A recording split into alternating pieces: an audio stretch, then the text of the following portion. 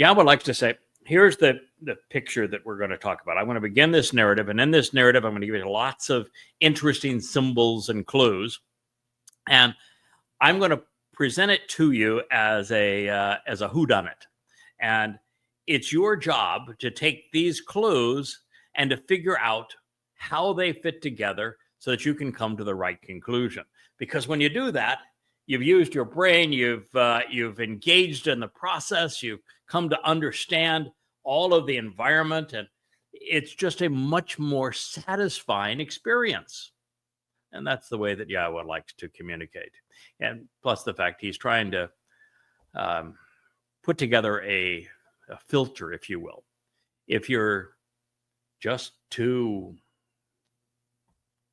busy doing other stuff, that all you want is the answer, you haven't any interest in understanding who the players are or how they are interconnected, then Yahowah would just as soon not have you muck up eternity with the rest of us who are inquisitive and willing to invest the time.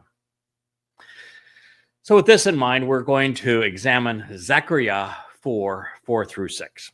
It reads, "So then I responded by saying to the spiritual messenger, the Malach, who had spoken to me, to ask, 'Why are these here?'" Zechariah, which means memorable man of Yah, Zechariah 4:4. "And the heavenly representative who had spoken with me answered, and he said to me, 'Why do you not know Yada? Or understand, why are you unaware of what is being revealed to you so that you can appreciate and acknowledge what these things represent?'" Now, that's just not the way that most people perceive a messenger on behalf of God would interact with somebody who is tasked with conveying the prophetic testimony of God, is it? You would expect, if you don't know Yahowah very well, you'd expect Yahowah to blather out something. This is my position on religion. I hate religion. This is my position on the covenant relationship. I love the covenant relationship. Just bellow that out and we'll be fine. That's not the way God likes to work.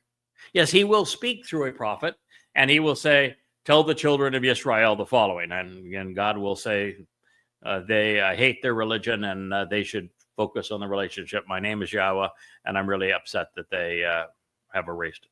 And God will make statements like that, and prophets will write it down. But what Yahowah is most interested in when he communicates through a prophet is for that prophet not only to comprehend what he is seeing, a few times it's women, which she are seeing, but to not only comprehend it, but to also empathize with Yahowah, so that there's a level of human passion that's conveyed in it.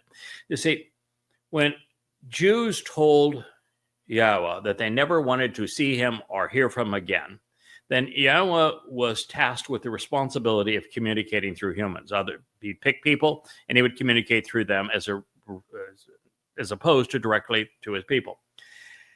And for God, there were a couple of advantages, maybe three significant advantages of doing this. One is that he's not so intimidating, so overpowering that he cannot be denied. This gives us the choice to either accept him or reject him, to listen to him or to ignore him. And that's important when you have the kind of covenant relationship that Yahweh has established. So he makes himself more easily rejected, if you will, by speaking through us as people, which is how he wants it. He's going to give you the information through people, and you get to choose whether or not you want to listen to him or not. The second advantage is that his people weren't very nice. Just the fact is that the history of the Jewish people relative to Yahowah is horrendous. You've abused God in every possible way. You have been obnoxious to God, and God is so angry with you that the last thing he wants to do is to have to speak directly to you.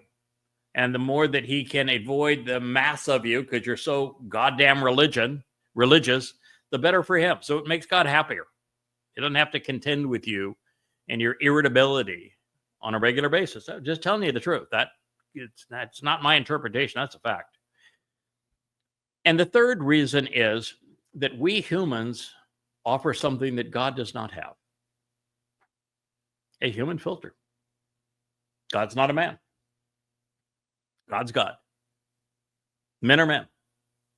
And so when I speak to you about God, I can filter what I have learned about God through the human experience.